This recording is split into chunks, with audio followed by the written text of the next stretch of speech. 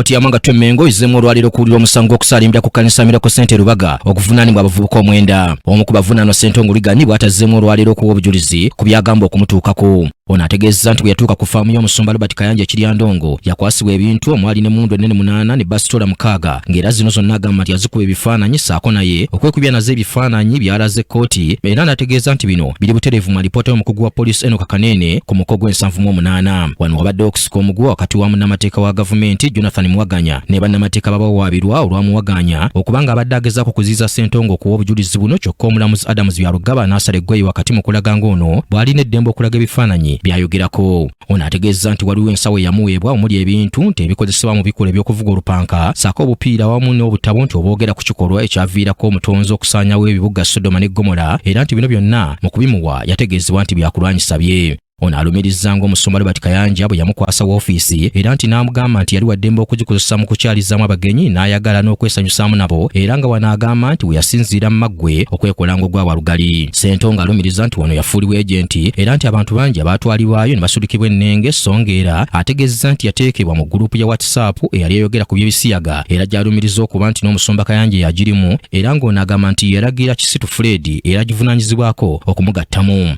Ssentongo era atuuse n'okubuulira kkooti ng'omusumba nti bwe yamugumya ku bikolwa byonna nti tewaliwo yali ayinza kumukwatako. Bino byonna Ssentongo agamba nti byaliwo ng'omusumba amututte ku faamu Ekiryandongo nti era ng'ono tannavaayo yamubuulira ebyali mufaako omuli ekya kitaawe okuba nti yali yamwegaana. Ono era ategeezza nti mu WhatsApp gurupu gye yagattibwamu Kisitu Fred yasabibwa okugattamu obwana nti obunyola ebiwato nti basobole okufuna obuvujjirizi bw'ensimbi. Ssentongo ategeezza nti oluvannyuma baamutwalira n'omuzungu eyamweyanjulira okuba mmemba w'abasiyazi yamubangula ku bukodyo n'engeri oli gy'ategeeramu omusiyazi okuva ku bantu abalala nti era ono y'omu n'amubikkulira ebyama ku nteekateeka z'okutumbula ebisiyaga nti era ono yamusuubiza n'okumutwala ebweru w'eggwanga ayongere okuwagalwa mu kintu. Ono era ayogedde ku ngeri gye bamukoleramu endagamuntu nga bamulinnyisizza emyaka oluvannyuma lw'okuba nti yali tannaweza myaka 18 mu kiseera ekyo era alumiriza omusumba Kayanja okubeera emabega w'enteekateeka zino zonna. Ssentongo era ategeezza nti yatandika okufuna abalenzi n'abayingiza mu bisiyaga era nga nnyonnyodde ku bimu ku ebyo ebyerabikira mu alipoota y'omukugu wa poliisi ku nsonga y'abalenzi be baayingizanga mu bikolwa by'ebisiyaga era nti wano yaweebwa n'emmotoka okukola obulungi omulimu. Ono era ategeezza nti yasindikanga ebifaananyi ku nnamba y'omusumba esembyayo nnamba 03 era nti naye n'amusindikiranga obutambi obw'enjawulo.